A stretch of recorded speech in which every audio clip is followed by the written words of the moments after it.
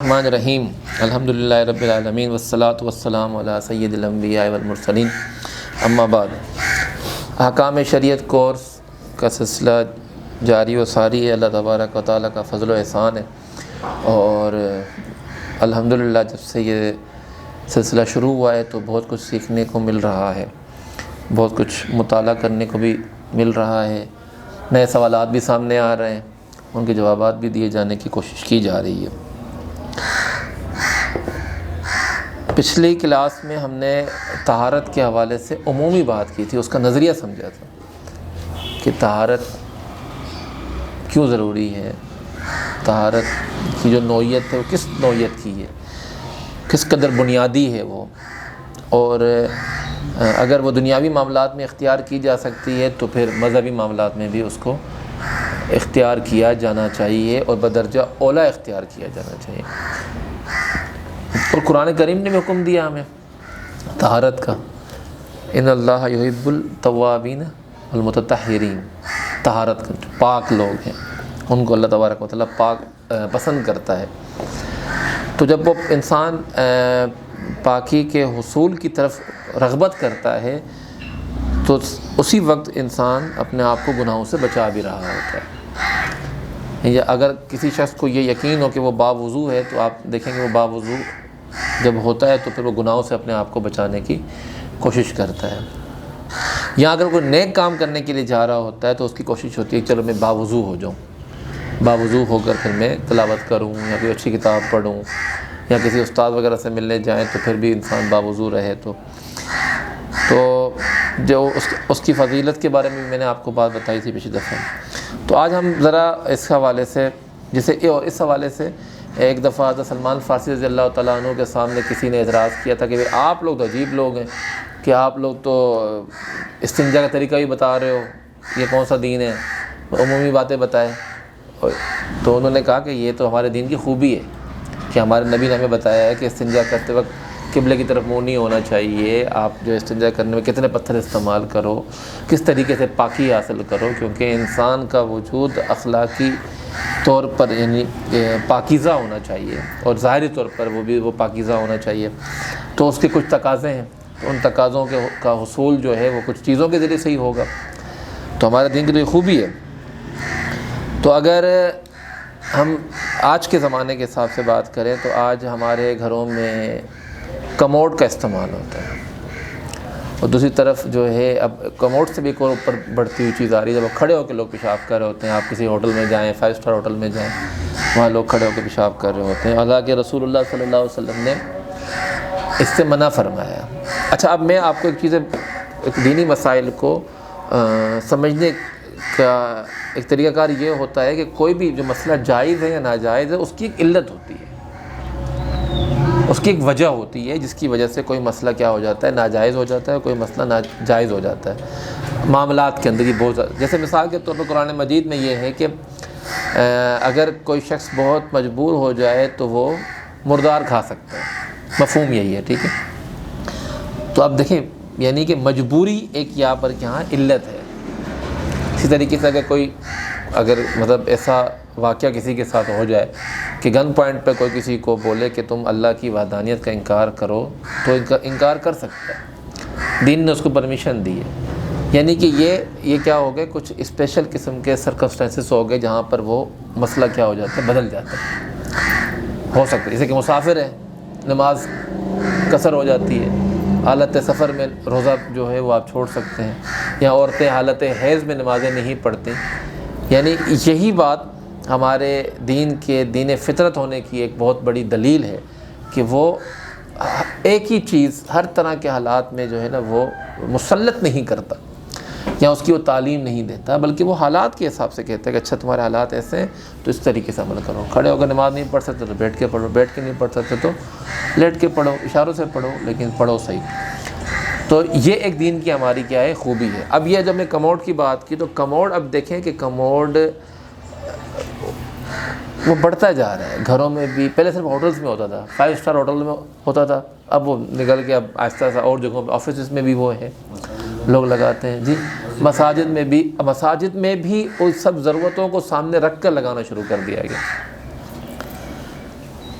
کہ بھئی ہاں ٹھیک ہے اب تو گھروں میں بھی لگنا شروع ہو گیا. ابھی ابتدائی طور پر یہ تو مطلب یوں سمجھیں اگر ہم اس کو غور و فکر کریں تھوڑا سا تو معلوم ہوتا ہے کہ یہ تو گویا مریضوں کے لیے یا جن لوگوں کی مجبوری ہوتی تھی جن کا وزن زیادہ ہوتا تھا, جن کے لیے بیٹھنا دشوار ہوتا تھا, تو ان کے لیے اس طرح کی چیز جو ہے وہ ایجاد کی گئی. انسانوں نے اپنی سہولت کے لیے ایجاد کی.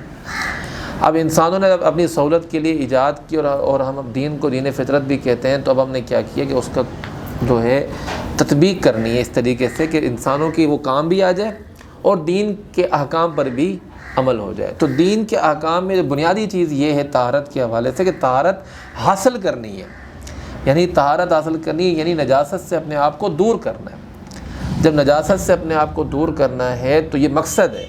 تو اب کموڈ پر بیٹھ کر اپنی رفع حاجت کے لیے انسان جب بیٹھتا ہے تو اس کا پہلا مقصد یہ ہے وہ دیکھے کہ کیا مجھے وہ رفع حاجت حاصل ہو رہی ہے, کیا وہ طہارت کا مقصد مکمل ہو رہا ہے. اب یہ ہر طرح کی مطلب سچویشن بن سکتی ہے. ایک بندے کو پتہ ہی نہیں ہے کہ کموڈ کا استعمال کیسے ہوتا ہے, اور ایک بندے کو پتہ ہے کہ کموڈ کا استعمال اس طریقے سے ہوتا ہے, اور وہ یہ بھی جانتا ہے کہ مجھے طہارت حاصل کرنی ہے, مجھے نجاست سے اپنے آپ کو بچانا ہے, تو پھر وہ ان چیزوں کا اہتمام کرے گا. اب مثال کے طور پر کوئی گھر میں کموڈ کا استعمال کرتے ہیں, کموڈ چھوٹے بڑے بھی تو آتے ہیں, کموڈ نیچے بھی ہوتے ہیں, کموڈ اوپر بھی لگائے جا سکتے ہیں کموڈ کا. تو اگر وہاں اور پھر آپ کے اپنے کپڑے, آپ نے کس طرح کے کپڑے پہنے ہوئے, تو اگر آپ اس میں پھر پورا اہتمام کر کے بیٹھیں, یعنی کہ اگر آپ نے کپڑے اتارنے پڑے تو پورے اتار کے بیٹھ جائیں آپ اس کے. ضروری نہیں ہے کیونکہ آپ نے جو مقصد مین کیا تھا کہ وہ آپ کو طہارت حاصل کرنی ہے, تو اس میں جو چیز مانے ہیں آپ کو, اگر چھینٹے پڑ رہے ہیں اس کے تو پھر آپ ویٹ کریں اس کو ایک دفعہ بہا دیں پورا ایک دفعہ, اس کے بعد دوبارہ آپ اپنی قضاء حاجت کے لیے دوبارہ بیٹھ جائیں اس پر, تاکہ وہ طہارت کا جو مقصد ہے وہ حاصل ہو. اور اگر آپ کو لگا کہ چھینٹے لگے ہیں مجھے میری ٹانگوں پر, ٹھیک ہے, میرے کولوں پر جو ہے وہ چھینٹوں کے نشان آ گئے ہیں, تو آپ اس کو علیحدہ سے صاف کر لیں, اس کی یعنی کہ علیحدہ سے پاکی کا اہتمام کریں. اس کی مثال میں آپ کو یوں دوں گا کہ مسائل میں کتب فقہ میں مسائل میں یہ لکھا ہوا ہے کہ اگر کوئی شخص جس پر غسل واجب ہو اور وہ غسل کر رہا ہے ایسی جگہ پر کہ جہاں پر پانی کیا ہے اکٹھا ہو رہا ہے, جہاں پانی اکٹھا ہو رہا ہے, تو اس کے لیے ضروری ہے کہ وہ نہانے کے بعد دوبارہ الگ سے جا کے پاؤں دھوئے اپنے. اب میں اس کو سامنے رکھ کر میں اس پر قیاس کر سکتا ہوں کہ اگر میں نے وہاں پر اپنی حاجت تو مکمل کر لی, لیکن کیا ہوا کہ اس کے نتیجے میں 2-3 چھینٹے جو ہے وہ میرے کپڑوں پر اگر پڑ سکتے تھے تو مجھے کپڑے پہلے سے علیحدہ کر لینے چاہیے, اور اگر نہیں پڑے اور جسم کے بقیہ حصوں پر پڑے تو پھر مجھے اس کو الگ سے صاف کرنے کا اہتمام کرنا چاہیے, اور جو کہ ہوتا ہے, اتنا مشکل بھی جو کہ نہیں ہوتا.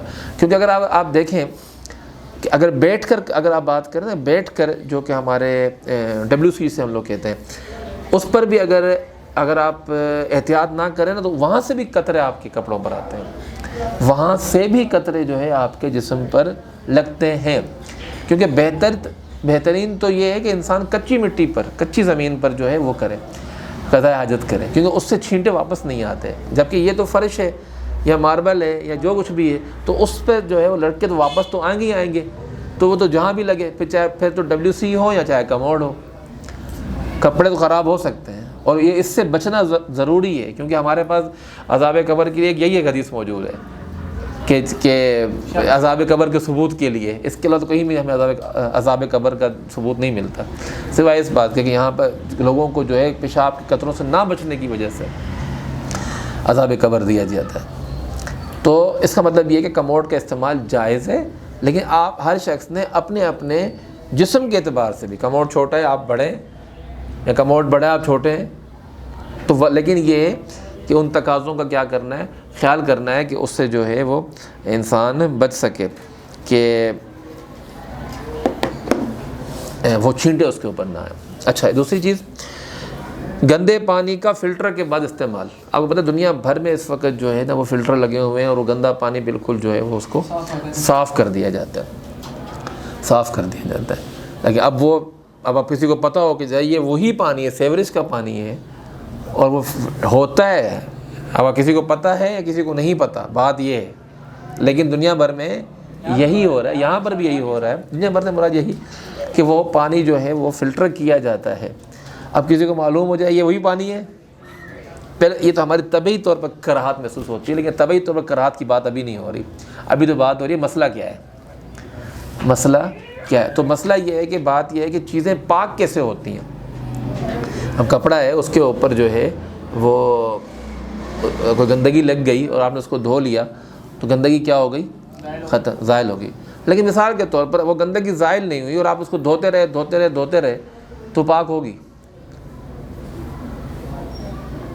مطلب نہ تو گندگی کا اثر جائے، نہ اس کی بو جائے، نہ وہ ظاہری طور پر غائب ہو وہاں سے، تو وہ تو نہیں ہوئے گی نا. اس کا مطلب یہ ہے کہ دھونے سے مسئلہ حل نہیں ہے. اگر چیز حقیقت میں بدل جاتی ہے، واپس اپنی نوعیت پہ واپس آ جاتی ہے، تو پھر اس کا حکم بھی کیا ہو جائے گا؟ بدل جائے گا.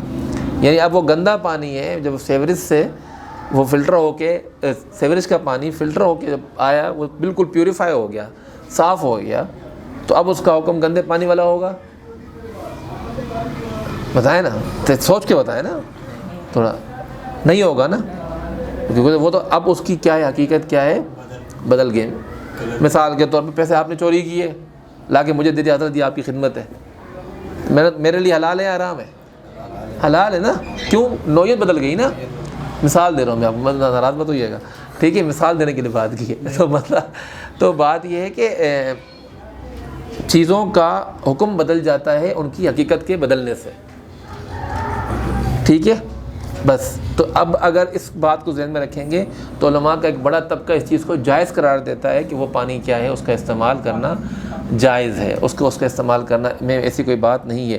اگر جو علماء کا ایک طبقہ ایسا ہے کہ جو کہتا ہے کہ نہیں، اس کی حقیقت نہیں بدلی، لیکن یہ ہے کہ اس کی حقیقت بدل چکی ہے. اچھا، ڈرائی کلین، اب اس میں دھویا تو نہیں جاتا نہیں، اس پہ تو دوسرے طریقوں سے اس کو جو ہے نا دھوپ وغیرہ کے گرم اسٹیم کے ذریعے سے کرتے ہیں، ہاں دھوئیں کے ذریعے سے کرتے ہیں. اب کیا بتائیں، اب اسے پاکی حاصل ہوگی یا نہیں ہوگی؟ اب میں چاہتا ہوں تو عقل بھی استعمال کی جائے، مسلمانوں کی عقل ویسے تو چل جاتی ہے. یہاں سوچیں نا، پانی تو ہم سوچتے تھے کہ پاک ہے نہیں، کیونکہ ہم نے پہلا نقطہ یہ سمجھا کہ چیز اپنی حقیقت پر باقی رہی نہیں. چیز دیکھیں، نہ تو اس میں سے، نہ تو اس کا رنگ موجود ہے، نہ اس کی بو موجود ہے، نہ اس کا ذائقہ موجود ہے. تو چیز جب اب آپ نے اس کو پاک کر لیا، اب وہ کیسے پاک ہو جاتی؟ کیونکہ بسا ہوگا، آپ نے پڑھا ہوگا، کھالیں کیسے پاک کی جاتی ہیں؟ دھوپ میں رکھ کر پاک کی جاتی ہیں، دباغت سے پاک کی جاتی ہیں. یعنی کہ یعنی آپ کے گھروں میں جو رضائیاں پڑی ہوتی ہیں، ایک بار کسی چھوٹے بچے نے پیشاب کر دیا اور آپ اس کو صبح سے لے کے شام تک دھوپ میں رکھ دیں تو پاک ہوگی؟ شام واپس لے کر آئیں، اس میں کوئی بھی اس کی چیز موجود نہ ہو تو ہو جائے گی. ہاں، تو ضروری نہیں ہے کہ پانی سے ہی دھویا جائے. ٹھیک ہے، اصل مقصد کیا ہے کہ وہ چیز اپنی حقیقت سے نکل آئے یا بدل جائے اس کی حقیقت. تو پانی کسی کے نہ ہو اویلیبل، اس کی مثال میں آپ کو دوں گا تیمم کے ذریعے سے. دیکھیں، تیمم سے اگر پاکی حاصل ہوتی ہے نا، قرآن کا حکم ہے، یہ کوئی قیاس بھی نہیں ہے، یہ کوئی قیاس بھی نہیں ہے. اور اگر کس کا وضو نہیں ہے، چلو اس کا تیمم سمجھ لیا، جس پر غسل فرض ہے اس کا تیمم بھی ہوتا ہے. اس کا مطلب یہ کہ صرف پانی سے پاکی حاصل کرنا ضروری نہیں ہے. ہاں، اگر وہ موجود ہے تو بدرجہ اولا یہی ہے کہ پانی سے ہی کیا جائے، پانی کو ہی استعمال میں لایا جائے. لیکن اگر نہیں ہے تو مطلب یہ ہے کہ اب ڈرائی کلین تو چیز ہی ایسی ہوتی ہے، اگر اس کو پانی میں استعمال کیا جائے تو چیز خراب ہو جائے گی. ہم تو ڈرائی کلین ان چیزوں کو کرتے ہیں نا کہ اگر ان کو پانی میں، ہاں ہر کپڑے کو نہیں کرتے، لیکن انہی کپڑوں کو کرتے ہیں کہ جن کو پانی میں استعمال کریں تو کپڑا خراب ہو جائے گا نا. مطلب وہاں پانی مضر ہے ان کے لیے، وہاں پانی ان کے لیے ٹھیک نہیں ہے. جب پانی ٹھیک نہیں تو ڈیفینیٹلی دوسرا طریقہ تو ہوگا اس کا. تو وہ جو طریقہ ہے اس سے کیا حاصل ہو رہا ہے؟ مقصد کیا ہو رہا ہے؟ وہی حاصل ہو رہا ہے. ایک دفعہ حضرت ام سلمہ رضی اللہ تعالیٰ عنہا کوئی چیز بنا رہی تھی تو حضور نے پوچھا کیا بنا رہی ہو؟ انہوں نے فرمایا کہ یہ میں کوئی گوشت بنا رہی. تو حضور نے فرمایا مجھے بھی دینا. تو انہوں نے کہا یا رسول اللہ یہ صدقہ ہے. تو حضور نے فرمایا تمہارے لیے صدقہ ہے، میرے لیے تحفہ ہے. تمہیں کسی نے صدقہ دیا ہے، تم اگر لا کے مجھے دے دو گی تو میرے لیے تحفہ ہو جائے گا نا.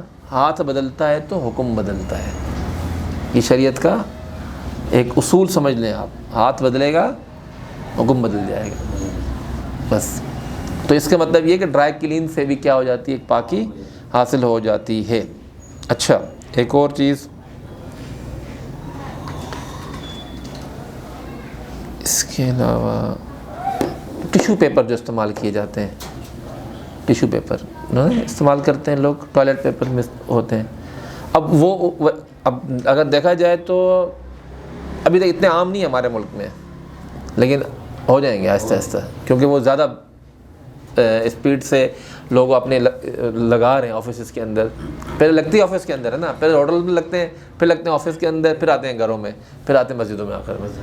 ٹھیک ہے, اور میرے خیال میں مسجدوں میں بھی لگے ہوئے ہیں, کہیں نہ کہیں دیکھے ہیں میں نے, بڑی مساجد کے اندر. ہاں بڑے لوگ ہی استعمال کریں گے نا, میں چھوٹوں کا تبھی وہی ہم پتھر بھی ڈھونڈ رہے ہیں تو لوگ استعمال کر رہے ہیں پتھر ابھی تک گاؤں کے اندر.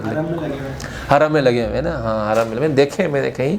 اب وہی والی بات ہے کہ اس کا کیا ہوگا اگر وہ ٹیشو پیپر بالکل خود باریک ہے کہ جو کہ اس گندگی کو یا اس غلاظت کو ہی جذب نہیں کر پا رہا, تو پھر اس کا استعمال جائز نہیں ہوگا. صحیح ہے, اگر وہ خود ہی, لیکن اگین اس کے استعمال کرنے کا بھی طریقہ معلوم ہونا چاہیے. اگر آپ اس کا جو ٹیشو جو ہوتا ہے وہ غلط طریقے سے استعمال کریں گے ٹوائلٹ ٹیشو کو, تو وہ بھی اس سے کیا ہو جائے گا کہ وہ پاکی حاصل نہیں ہوگی. تو اگر اس کو اس کے طریقے کے مطابق استعمال کیا جائے اور اچھی کوالٹی کے استعمال کیے جائیں, اور اگر اس کے بعد دوبارہ اس پانی کا بھی استعمال کر لیا جائے تو پھر تو کوئی حرج نہیں ہے اس کے اندر. لیکن مسئلہ اس میں یہ آتا ہے کہ اگر پانی کا استعمال نہیں کیا جائے, تو ابھی جو ریسرچ ہوئی ہے یورپ وغیرہ میں, اس سے یہ معلوم ہوا ہے کہ جو لوگ پانی کا استعمال ٹیشو پیپر کے استعمال کے بعد نہیں کرتے, ان میں بیماریاں بڑھ رہی ہیں. تو اگر بیماریوں کے لحاظ سے دیکھا جائے تو پھر شریعت اس چیز سے منع کرے گی. شریعت بھی انسانی صحت کا کیا کرتی ہے, خیال کرتی ہے. تو اگر پاکی حاصل نہیں ہو رہی اور پانی کا استعمال نہیں کیا جا رہا, تو پھر تو سمجھیں کہ وہ جائز نہیں ہوا. لیکن آپ مشروط استعمال کر سکتے ہیں کہ پانی کی بچت ہو جائے گی. اس میں پانی نہیں ہے, اگر ٹیشو پیپر استعمال کر لیا اس کے بعد پانی بہا دیا, تو ظاہر ہے پھر تب تو پانی کم بہایا جائے گا نا,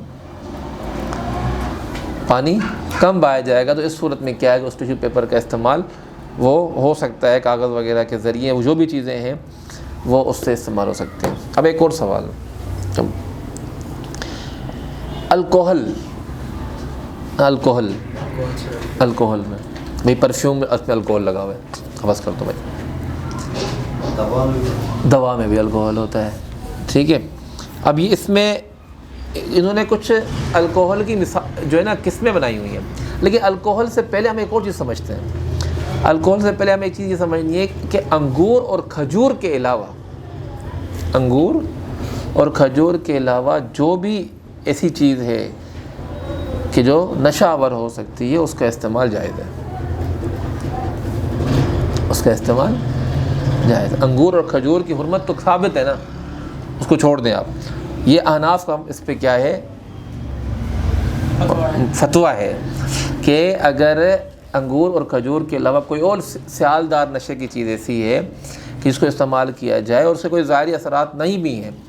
اب استعمال ہوتے ہیں, جان بچانے والی ادویات میں اس کا استعمال ہوتا ہے اور خوشبو میں اس کا استعمال ہوتا ہے. ٹھیک ہے, تو اس طرح کا جو الکوہل ہے اس کو استعمال کیا جا سکتا ہے. اس کی کوئی ایسی خاص وجہ نہیں ہے کہ اس کو استعمال نہ کیا جائے. ٹھیک ہے, اگر انگور اور کھجور کے علاوہ ہے. جیسے مثال کے طور پر اگر کوئی شراب ہے اور شراب سرکے میں بدل جائے تو جائز ہو جاتی ہے نا. شراب ہے, اس کو آپ بدل دیا جائے, اس کی نوعیت کیا ہو جائے, بدل جائے. الکوہل کی بھی نوعیت کیا ہو جاتی ہے, بدل جاتی ہے, جب وہ دوا میں آتی ہے اور جب وہ پرفیوم میں استعمال ہوتی ہے. تو جیسے مثال کے طور پر اگر ہم آگے کی بات کریں, جیسے کہ اس کی بات کروں میں, جیسے داڑھی پہ جو لوگ کلر لگاتے ہیں, اگر کلر ایسا کلر ہے کہ جو کہ جیسے آپ نے کبھی میک اپ دیکھا ہے, میک اپ جو خواتین میک اپ لگاتی ہیں, وہ میک اپ اس کے اوپر ایک پت لگی ہوتی ہے, وہ پت اترتی ہے, پت یوں اترتی ہے جلد سے, وہ کیا ہوتی ہے, ہٹتی ہے. اگر کلر ایسا ہے کہ جو جذب نہیں ہوتا تو پھر وہ ناجائز ہے, کیونکہ اگر کھرچیں گے اترے گا نا, اترے گا, تو مطلب یہ ہے کہ وہ جلد کے اوپر ایک اور جلد بنا رہا ہے. تو ظاہر ہے جب ہم وضو کرتے ہیں یا ہم غسل کرتے ہیں تو ہمارے لیے تو پورے جسم پر پانی پہنچانا ضروری ہوتا ہے نا. اگر اس سے ایک پرت بن رہی ہے, ہم کیا کہیں گے وہ انگلش میں, لیئر بن رہی ہے ایک, ٹھیک ہے, تو پھر وہ اس سے مطلب وہ پاکی حاصل نہیں ہوگی. لیکن اگر وہ چیز اس کے ساتھ داخل ہو جاتی ہے, جیسے کہ کلر کی میں نے بات کی آپ کے ساتھ, اور خواتین بھی لگاتی ہیں, مرد بھی لگاتے ہیں, لوشن لگاتے ہیں اس سے, کیونکہ اس سے کوئی پرت تو نہیں بنتی اس سے, تو وہ کیا ہے, پھر اگر وہ لگا ہوا ہے, پھر آپ نے وضو کیا, پھر آپ نے غسل کیا, تو پھر آپ کا وہ کیا ہو جائے گا, جائز ہو جائے گا. لیکن اگر کوئی پرت بن رہی ہے, چاہے وہ لپسٹک ہو, چاہے وہ سرخی پاؤڈر ہو, کریم ہو, کلر کریم ہو, واٹ ایور جو بھی ہے, اگر اس سے ایک بن رہی ہے, جیسے کہ ناخن پہ بنتی ہے, نیل پالش کی بنتی ہے, آپ نیل پالش کو کھرچ سکتے ہیں. اگر کسی عورت نے نیل پالش لگائی ہے اور اس کے بعد اگر اس نے اس کے اوپر وہ مطلب یہ وضو ضروری ہے اس کے لیے, تو اس کو اتارنا پڑے گا اس کو, کیونکہ وہ پرت بنتی ہے اس کی. اگر پرت نہیں بنتی تو پھر تو مسئلہ الگ ہے. بال, جو بال لگواتے ہیں, ٹھیک ہے, ہیئر ٹرانسپلانٹ ضروری بھی ہے آج کل, سب کے لیے ضروری ہو گیا ہے. ٹوپی سب عادت اسی وجہ سے پہنتے ہیں ہم جیسے لوگ. چلو بھائی, اب اس میں بھی آپ کو پتہ ہے کہ اس میں بھی دو صورتیں ہیں. ایک تو وہ ہوتے ہیں کہ جو اچھا لفظ استعمال ہوتا ہے, اس کے لیے میں لفظ بھول گیا اس کے لیے, ایک جو سرجیکل, ایک نان سرجیکل ہوتا ہے, ٹھیک ہے, ہاں ایک, ہاں وہی سرجیکل اور نان سرجیکل, اس کے لفظ استعمال ہوتا ہے. جو لفظ یہ لوگ استعمال کرتے ہیں خود جو ہیئر ٹرانسپلانٹ کرتے ہیں. جو سرجیکل ہیں وہ کیا ہوتا ہے کہ وہ تو آپ کے بال لگاتے ہیں اندر, ٹھیک ہے, وہ بال اندر ہی, وہ پھر اگتے بھی ہیں, کٹتے بھی ہیں, تو وہ تو ہو گیا جائز, ٹھیک ہے, اس میں کوئی حرج نہیں ہے. وہ لگے ہوئے ہیں, آپ نہائیں دھائیں, جو کچھ کرنا ہے کریں, آرام سے نارمل زندگی گزاریں بالکل. لیکن جو نان سرجیکل ہے, جو کہ وہ پھر وہ اس کو جو ہے اس کو گلو سے لگاتے ہیں, یا وک بھی کہہ دیں ہم اس کو, یا مثال کے طور پر جو خواتین بالوں میں ایکسٹینشن لگاتی ہیں بال بڑے کرنے کے لیے, بال چھوٹے ہوتے ہیں, وہ ایکسٹینشن لگا دی بالوں کے ساتھ, بال بڑے ہو گئے, دکھنے میں لگتا ہے وہ رشتہ ہو جائے گا انشاءاللہ. تو بات یہ ہے کہ وہ جو چیزیں ہوتی ہیں, ہاں بس اس لیے ہوتا ہے, کس لیے ہوتا ہے, تو جو نان سرجیکل چیزیں ان کا ہٹانا ضروری ہے. اگر غسل فرض ہو گیا یا وضو کرنا ہے, اچھا وضو میں بھی اس بڑا اہم مسئلہ ہے. اگر آپ نے وہ جو نان سرجیکل ویگ لگائی ہوئی ہے, وہ کتنی لگائی ہوئی ہے, اگر آپ کے چوتھائی سر پر لگی ہوئی ہے تو پھر آپ اس کو اتاریں گے, کیونکہ چوتھائی سر کا مسح فرض ہے. مستحب تو یہ ہے کہ میں وضو کی بات کر رہا ہوں, غسل کی بات نہیں کر رہا ابھی میں. غسل کے تو پھر پوری لازمی اترے گی, غسل کے لیے تو لازمی پوری وہ جو وگ ہے آپ کو اتارنی پڑے گی. اب کچھ لوگ کہتے ہیں, میں نے پوچھا ہے اس بارے میں 2-3 لوگوں سے, کہ نہیں پانی پہنچتا ہے, لیکن اکثریت کا یہ کہنا تھا کہ پانی نہیں پہنچتا. اور جو میں نے اس کی ویڈیوز وغیرہ دیکھی ہے تو مجھے لگتا ہے کہ نہیں پہنچ سکتا پانی, کیونکہ اس کے اوپر پوری ایک کپڑا ہوتا ہے پورا. ہاں وہ کیسے پانی, جلی ٹائپ ہوتی ہے چیز, وہ کیسے پہنچے گا, سوراخ ہوتے ہیں اس میں, تو پانی پہنچ سکتا ہے. یہ الگ الگ باتیں ملتی ہیں, الگ الگ باتیں ملتی ہیں. جو ابھی کوئی استعمال کرو اس جگہ پوچھیں گے بھائی ہاں تم بتاؤ کہ پانی پہنچتا ہے یا نہیں پہنچتا, کیونکہ یہ ایکسپیرینس کی بنیاد پر ہے. یہ ہوتا ہے کہ اگر ایسا مسئلہ ہو تو اتار لینا بہتر ہے. اترتا نہیں ہے نا, اترتا نہیں ہے نا, ٹریٹمنٹ ہوتا ہے اس کا 2-3 مہینے کے بعد کاٹتے ہیں, 2-3 مہینے بعد دوبارہ لگوانا پڑتا ہے جا کے. وہ گلو جو نا 3 مہینے کے لیے لگ جاتا ہے, 3 مہینے تک جو نا وہ سیٹنگ بنا دیتے ہیں بس وہ بالوں کی, وہ بس ویسے ہی رہ گیا بال پورے. اور اچھا وہ اصلی بال ہوتے ہیں, یہ جو نا جیسے ہمارے نائی وغیرہ کے پاس بال ہوتے ہیں نا, ہم کٹوا لیتے ہیں, پھر یہ نائی بھیج دیتے ہیں بال, پھر یہ بالوں کو جمع کر کے نا وگ بناتے ہیں اس کی. اصلی بال ہوتے ہیں لمبے بال, جو نا تھوڑے چھوڑ دیتے ہیں, خواتین کے پاس زیادہ استعمال ہوتا ہے. اس کے اوپر نا ایک پلاسٹک کی نا ایک جیسے نیٹ ہوتا ہے نا, چادر, ایسے نیٹ کے اوپر نا یہ بال جڑے ہو, اور وہ گلو سے نا آپ کے سر کو پہلے ناپ لیں گے, پھر وہ چپکا دیتے ہیں آپ کے سر. تو وہ 3 مہینے تک اترتا نہیں ہے. پھر 3 مہینے بعد آپ دوبارہ جاتے ہیں, وہ دوبارہ گلو لگا کے نا پھر جوڑیں گے. تو پھر تو یہ غیر شادی شدہ کرے, پھر تو جس کی شادی نہیں ہوئی وہ جا کے لگوایا پھر تو جا کے، مطلب وہ تو جس کی شادی ہوئی ہے تو وہ کہاں سے کرے گا پھر، ہر 2 مہینے بعد اتارے گا جا کے اس کو۔ تو بہرحال مسئلہ سمجھنے کا یہ ہے کہ ہر دیکھیں، یہ تو ہم نے یہاں کلاس میں بات مختلف پہلوؤں پر کر رہے ہیں، ٹھیک ہے۔ تو اب جس کا کوئی اپنا ایکسپیرینس ہے، اور وہ میرے ایک دوست ہیں وہ کہہ رہے تھے میں گھر جا کے اس کو اتار دیتا ہوں اور صبح جا کے دوبارہ پہن کے آیا تو آفس جا کے وہ وگ ہوتی ہے، ہاں اتار دیتے ہیں، ہاں۔ چلیں جی، بڑا اس کا مسئلہ آپ سمجھ گئے نا کہ اس کا مسئلہ یہ ہے کہ اگر 1/4 سر سے کم ہے پھر تو ٹھیک ہے بھائی، پھر تو آپ لگائے رکھیں، مسئلہ ہی نہیں ہے، وضو کرنا ہے یا، لیکن 1/4 سر سے زیادہ ہے تو پھر آپ کو وضو میں وہ اتارنی پڑے گی۔ اچھا، اور اگر غسل ہو گیا تو پھر تو آپ کو لازمی اتارنی پڑے گی، اگر پورے سر پہ بھی لگائی ہوئی ہے، کیونکہ پورے سر کے بھی لوگوں نے لگائی ہوتی ہے نا، پوری وگ بھی ہوتی ہے جو پورے سر تک لگائی جاتی ہے۔ اچھا، اس کے بعد آ جاتے ہیں دانتوں کی طرف، جو لوگ مصنوعی دانت لگواتے ہیں۔ دانت نہیں ہے، ہمارے ابا کے ایک دوست ہیں، شادی ہو رہی تھی، انہوں نے نئے دانت لگوا دیے انہوں نے سارے کے ساتھ۔ تو اب نئے دانت، اب اگین اس کا بھی یہی مسئلہ ہے، اگر وہ پکے فکس ہو جاتے ہیں اس کے اندر، نکل نہیں سکتے آسانی کے ساتھ نہ نکل سکتے ہوں، کیونکہ منہ کے اندر پانی تو ضروری ہے نا کلی وغیرہ کرنے کے لیے، تو اس کا پاک ہونا بھی ضروری ہے۔ اگر وہ پکے فکس ہو جاتے ہیں، دوبارہ نہیں نکلتے، تو پھر ان کا نکالنا ضروری نہیں ہے، اور اگر وہ پکے فکس نہیں ہوتے تو پھر ان کا نکالنا کیا ہے، ضروری ہے۔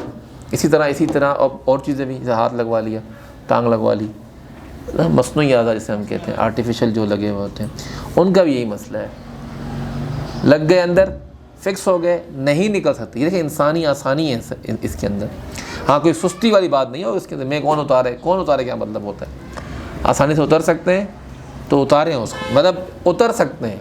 ایک تو ہو گیا کہ نہیں بھائی جا کے آپریشن کے ذریعے جا کے نکلیں گے، یا اس کے لیے بڑا کوئی ایک جو ہے نا ڈاکٹر کو دکھانا پڑے گا۔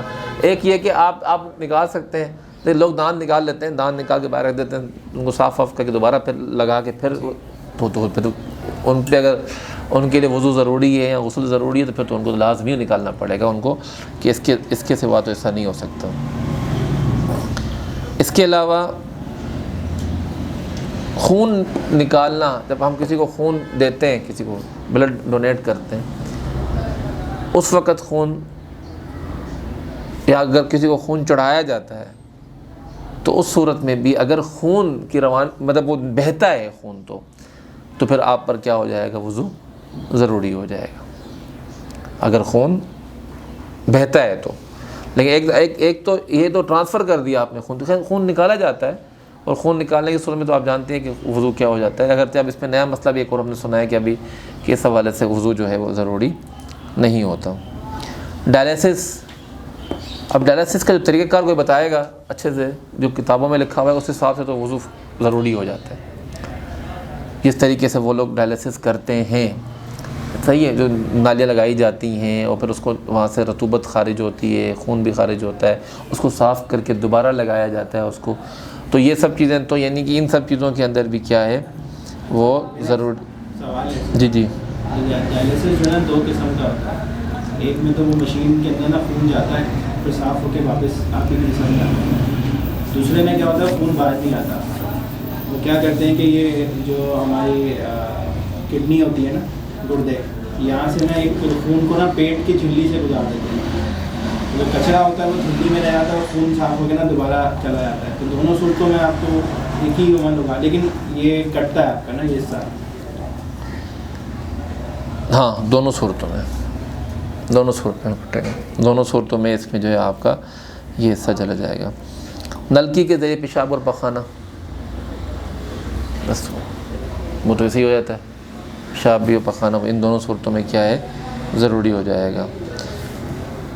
مصنوعی طریقے سے جو ولادت ہوتی ہے بچوں کی، آپ کو پتہ ہے اب نئے طریقے ہیں، مطلب ایک اس کا نکال کر مرد میں سے نکال کے پھر عورت میں رکھا جاتا ہے، ہاں اس طریقے سے بھی کیا ہوگا، غسل فرض نہیں ہوگا۔ اگر وہ تو الگ چیز ہو گئی نا، ایک وہ چیز جو جس طریقے سے وہ اپنا مادہ منویہ دیتا ہے، لیکن رکھنے سے نہیں ہوگا، ٹھیک ہے، رکھنے سے نہیں ہوگا، وہ تو چلو غسل فرض ہو گیا اس کے بعد جس بات نے جس طریقے سے اپنا وہ دیا، لیکن یہ ہے کہ وہ اگر رکھ دیا ہے تو پھر اسی طریقے سے بے ہوشی کے بعد غسل کرنا، بے ہوشی کے بعد یہ مستحب ہے۔ اگر انسان بے ہوش ہو گیا بالکل، نماز پڑھنے کے لیے آ رہے تھے، گرمی لگی، چکرا گیا، بندہ گر گیا، تو اس کے بعد اگر غسل کر لیتا ہے تو وہ کیا ہے۔ کچھ خواتین حیض کو روکنے کے لیے دوائیوں کا استعمال کرتی ہیں، حج پہ جا رہے ہیں، عمرے پہ جا رہی ہیں، تو خون کو روکنے کے لیے بھی کیا کرتی ہیں، دوائی کا استعمال کرتی ہیں۔ اگر وہ رک جاتا ہے اور وہ اس سے کوئی ان کو طبی نقصان نہیں ہوتا تو ٹھیک ہے، اس میں کوئی حرج وغیرہ بھی نہیں ہے۔ اس کے علاوہ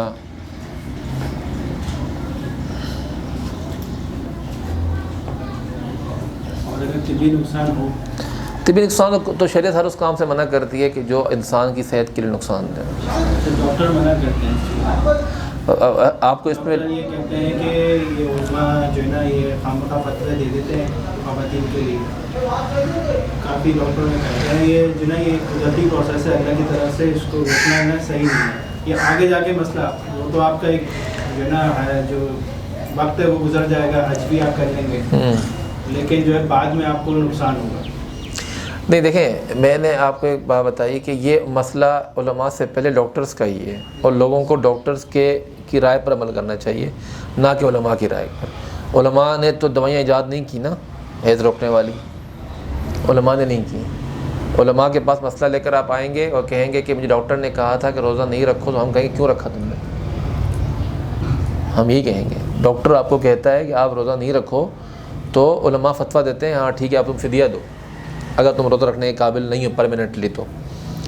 تو ڈاکٹرز کی بات کے بعد ہی فتویٰ دیتے ہیں علماء کرام۔ اب ہمارا فتویٰ غسل پر ہے، ہمارا فتویٰ اس کے استعمال کے جواز پر نہیں ہے۔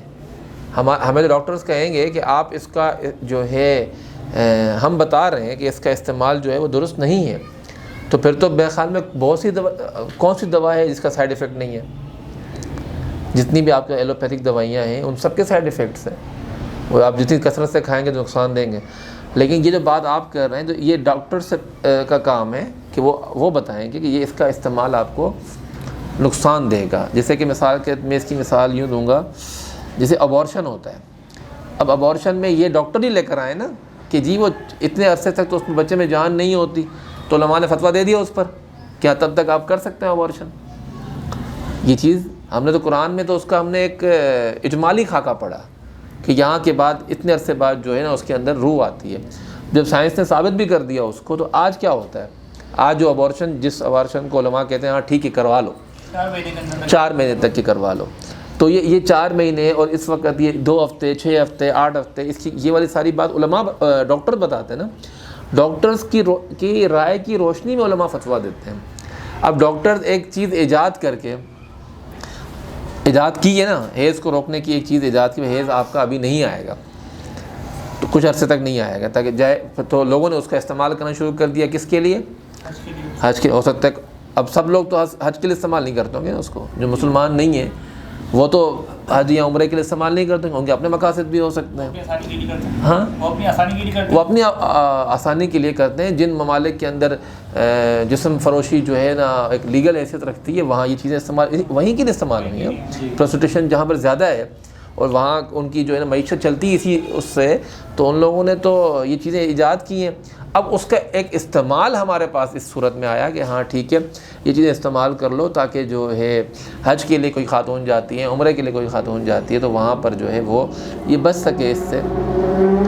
تو ڈاکٹرز کہیں گے، علماء کا یہی فتویٰ ہوگا کہ اگر یہ صحت کے لیے بہت خطرناک ہے تو علماء کبھی فتویٰ نہیں دیں گے اس کے حق میں۔ علماء کہیں گے کہ ہاں یہ آپ، چونکہ یہ مسئلہ بنیادی طور پر اس کا ہے، طب کا ہے، میڈیکل کا ہے۔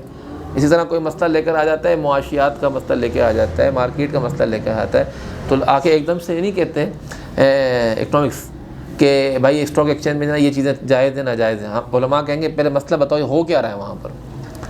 اب اسٹاک ایکسچینج میں 50 کمپنیاں ہیں، اور ان میں سے 2 کمپنیاں شراب کے شیئر جو ہے وہ سیل پرچیز کر رہی ہیں، تو علماء کہیں گے نہیں کرو۔ علماء یہ نہیں کہیں گے کہ اسٹاک ایکسچینج میں جا کے کام کرنا بند کر دو۔ وہاں 4 کمپنی ایسی بھی ہیں جو کہ کسی اور چیز کی جو ہے نا وہ سیل پرچیز کر رہی ہیں۔ تو ہمارا مسئلہ یہاں ہے کہ کیا اس سے کہ آپ کہو کہ بھائی ابھی تو اس کا ٹائم آ گیا ہے، اس کے دن عورتوں کو معلوم ہوتے ہیں کہ جو ہے نا حیض کس تاریخ سے لے کر کس تاریخ تک آتے ہیں، مہینے کی کون سی تاریخوں میں آتے ہیں، تو عورتیں جانتی ہیں، تو عورتیں ان کو پتہ ہے اب میں نے دوائی استعمال کر لی تو اب میرے پاس میرے دن نہیں اسٹارٹ ہوئے، حیض آنا شروع نہیں ہوئے، تو کیا میں نماز نہیں پڑھوں گی؟ نہیں، دن سے اس کا واسطہ ہی نہیں ہے، واسطہ ہے اس کا اس کیفیت کے ساتھ، واسطہ ہے اس کا اس حالت کے ساتھ. جب وہ حالت وقوع پذیر ہی نہیں ہو رہی تو پھر اس پہ وہ حکم نافذ ہی نہیں ہوگا. ڈاکٹر سے والی بات نہیں. اور کوئی سوال؟ سوال نہیں ہے، میں اس کے اوپر ایڈ کرنا چاہوں گا. بیسیکلی دو چیزیں ہوتی ہیں، ایک نارمل اگر انڈیویجول ہے نا اس کو الگ سے کوئی بیماری نہیں ہے، تو اگر اس کو الگ سے کوئی بیماری نہیں ہے تو دو چیزیں ہوتی ہیں، ایک چیز ہوتی ہے شارٹ ٹرم یوزیج اور ایک ہوتی ہے لانگ ٹرم یوزیج. صحیح ہے، اگر ہم کوئی بھی ایک دوائی بھی اگر لیں تھوڑے سے ٹائم کے لیے اگر ہم لیں گے کسی ٹریٹمنٹ کے پرپز کے لیے تو وہ بھی نقصان اس کے سائڈ افیکٹس اتنے نہیں ہوتے. لیکن اگر کنٹینیوس بیسس کے اوپر اس کو لینا شروع کر دیں گے لانگ ٹرم افیکٹ ہو جائے گا تو اس کے سائڈ افیکٹس آئیں گے. اب یہ جو مسئلہ ہے جو امام صاحب نے بتایا تو اس میں یہ ہے کہ ایک مخصوص صورت حال ہے، ایک پرٹیکولر سینیریو کے اندر ایک مرتبہ یا 2 مرتبہ انسان کو یوز کرنا پڑے گا. اس سے ایک جو ہیلدی انڈیویجول ہے نا، مطلب جو صحت مند ہے، اس کو اتنا مسئلہ نہیں آئے گا. لیکن کچھ چیزیں ایسی ہوتی ہیں جو کہ کانٹرا انڈیکیشنز ہوتی ہیں، جیسے کہ بریسٹ کینسر اگر کسی وومن کو آلریڈی موجود ہے اور وہ اس طرح کی کوئی دوا لے رہی ہیں جو کہ الٹا اس بریسٹ کینسر کو ایگریویٹ کر دے گا، ان کو 1 مرتبہ 2 مرتبہ بھی لینا الاؤڈ نہیں ہوتا. تو یہ پیشنٹ کی کنڈیشن پہ ڈیپینڈ کرتا ہے. اگر فزیولوجیکلی صحت مند ہے تو 1-2 مرتبہ لینے سے کوئی مسئلہ نہیں ہوگا، لانگ ٹرم لینے سے مسئلہ ہوگا. لیکن اگر اس کو کوئی ساتھ میں کوئی ایسی بیماری ہے جس کے اوپر اس دوا کے لینے کا افیکٹ 1 مرتبہ بھی خطرناک ہے تو اس صورت میں الاؤ نہیں کرے. صحیح. اس کی مثال میں نے آپ کو دی نا کہ ڈاکٹر جب آپ کو کہے کہ آپ روزہ نہ رکھیں تو ڈاکٹر کی مانیں گے نا، کہ ڈاکٹر کہے گا کہ اب ڈاکٹر کس کو کہے گا؟ ڈاکٹر کو پتہ ہے کہ یہ بندہ فزیکلی اب روزہ نہیں رکھ سکتا ہے، چاہے وہ 18 سال کا ہے چاہے وہ 80 سال کا ہو. کیونکہ 60 سال کے بھی کچھ لوگ ہوتے ہیں کہ صحت مند ہوتے ہیں، وہ ان کے لیے روزہ رکھنا صحیح ہوتا ہے. کچھ 20 سال کے بھی ہوتے ہیں جو جن کے لیے صحیح نہیں ہوتا. تو یہ بنیادی طور پر جیسے آپ نے جو ایک کنڈیشن بتائی بریسٹ کینسر والی کہ اس کا ڈاکٹر ہی بتائے گا کہ ان کو بریسٹ کینسر ہے، اس لیے ظاہر ہے ان کے لیے آپ تو حج عمرے کی بات کریں، دوائیوں کی بات کریں، تو اگر کسی کو میں نے کہا نا کہ اگر ڈاکٹر کہے کہ تم روزے نہ رکھو تو ہم علماء اس کے لیے فدیہ کا ایک راستہ نکال دیتے ہیں، ایک کہ یہاں ٹھیک ہے. اسی طرح کسی کو اگر ڈاکٹر کہہ رہے ہیں کہ بھائی بندہ پاگل ہے، مجنون ہے، تو علماء فتویٰ دے دیں کہ اب اس کے اوپر سے جو ہے نا کوئی کسی بھی چیز کی فرضیت ضروری نہیں ہے اس کے لیے. تو جو شعبے کا جو ماہر ہوتا ہے جس کا، وہ اگر اپنی حتمی رائے دے دیتا ہے تو علماء جو ہیں وہ اسی کے مطابق اس رائے کو دیتے ہیں کہ ہاں ٹھیک ہے، کہ ہاں اب چونکہ ہمارے پاس ایک مستند رائے موجود ہے، لہذا اس کے بعد اب ہمارا فتویٰ اس رائے پر یہ بنتا ہے.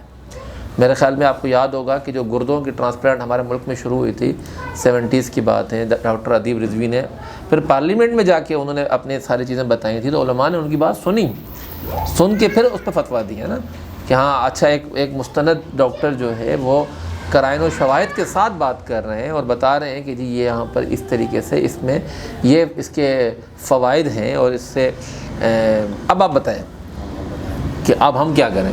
ہمارے پاس جیسے آج کل ایک مسئلہ آیا ہوا ہے کہ سور کی چربی سے جو ہے وہ کینسر کا علاج، سور کی چربی ابھی بہت زیادہ ہے سوشل میڈیا پر، شاید آپ لوگوں نے دیکھا ہی نہیں دیکھا، لیکن سور کی چربی سے کینسر کا علاج ہو رہا ہے، دنیا میں ہو رہا ہے، لوگ صحت یاب ہو رہے ہیں. تو علماء ایک دن فتویٰ دیں گے اس کا کہ سور کھانا تو وہ منع ہے، لیکن کسی اور چیز کے طور پر تو آپ اس کو استعمال کر سکتے ہیں. یہی وجہ ہے کہ دیکھیں چیزوں علماء سے بھی میری ایک وہ بات ہماری تو ریکویسٹ ہی ہو سکتی ہے کہ جب تک چیزیں اپنی مکمل جزیات کے ساتھ سامنے نہ آ جائیں نا، فوراً فتویٰ دینا بھی نہیں چاہیے. ایک زمانے میں ہم نے ٹی وی کے خلاف بڑے فتوے دیے ہیں، کیمرہ کے خلاف بڑے فتوے دیے ہیں. وہ کہتے تھے کہ ایک زمانے میں مولوی ٹی وی کے خلاف ایک زمانے میں مولوی صاحب جو وہ چینل کے خلاف ہوتے تھے، اور آج کل ہر مولوی صاحب کا اپنا یوٹیوب چینل ہے. تو یہ مسئلہ یہ ہے کہ وہ جزیات جب سامنے آ جاتی ہیں چیزوں کی تو پھر فتویٰ اسی حساب سے، اسپیکر کا استعمال ہو گیا، بات آگے کیسے ہو جائے گی. بھئی فائدہ ہے نا، ایک چیز کا فائدہ ہے. دیکھیں غزوہ بدر میں قیدیوں کو رہا کرنے کے لیے 10 بچوں کو پڑھانے کا فدیہ لیا گیا ان سے. کوئی کم بات ہے. اس زمانے کی بات دیکھیں، وہاں اسکول نہیں تھے اس زمانے میں، مدرسے نہیں تھے، وہاں باقاعدہ تعلیم کا نظام نافذ نہیں تھا. تو آپ اسلام کا دیکھیں، رسول اللہ صلی اللہ علیہ وسلم کا طرز عمل دیکھیں کہ انہوں نے وقت کو سمجھا کہ کیونکہ آگے خط و کتابت ہونی تھی، آگے قرآن کو لکھنا تھا، آگے احادیث کو اکٹھا ہونا تھا، تو انہوں نے اس کو پہلے سمجھ لیا. تو اب دیکھیں کہ اگر ہم کیمرہ کے خلاف پرانے 50 سال پرانے فتوے کو دے دیں تو پھر تو بند کر دیں، پھر تو دین کی تبلیغ رک جائے گی ساری کی ساری. اور اسی پہ بات ختم کرتے ہیں کہ وہ جب کہتے ہیں ہندوستان میں جب نوٹ چھپے نا، کرنسی نوٹ، تو اس پہ تصویر لگ رہی تھی کوئی نا، تو کسی عالم کے پاس لوگ گئے کہ حضرت فتویٰ دیں کہ اس نوٹ کے اوپر، کرنسی نوٹ پر تصویر لگ رہی ہے. تو انہوں نے کہا میرا فتویٰ چلے یا نہ چلے لیکن نوٹ چل جائے گا. ٹھیک ہے، نوٹ تو چلنا ہی ہے، تو میرا فتویٰ کسی کام کا ہے نہیں، تو اس فتوے مجھ سے نہ رہ سکتے. اللہ تبارک تعالیٰ سے دعا ہے اللہ تعالیٰ ہم سب کو سیکھنے کی مزید سیکھنے کی توفیق عطا فرمائے. الحمدللہ رب العالمین والصلاة والسلام علی سید الانبیاء والمرسلین. ربنا ظلمنا انفسنا وان لم تغفر لنا وترحمنا لنكونن من الخاسرین. ربنا لا تزغ قلوبنا بعد اذ هديتنا وهب لنا من لدنك رحمة انك انت الوهاب. یا ربی بالمصطفیٰ بلغ مقاصدنا واغفر لنا ما مضى یا واسع الکرم. هو الحبیب الذی ترجى شفاعته لكل حول من الاحوال مقتحم. وصلی اللہ تعالی علی خیر خلقہ محمد وعلی آلہ وصحبہ اجمعین برحمتک یا ارحم الراحمین.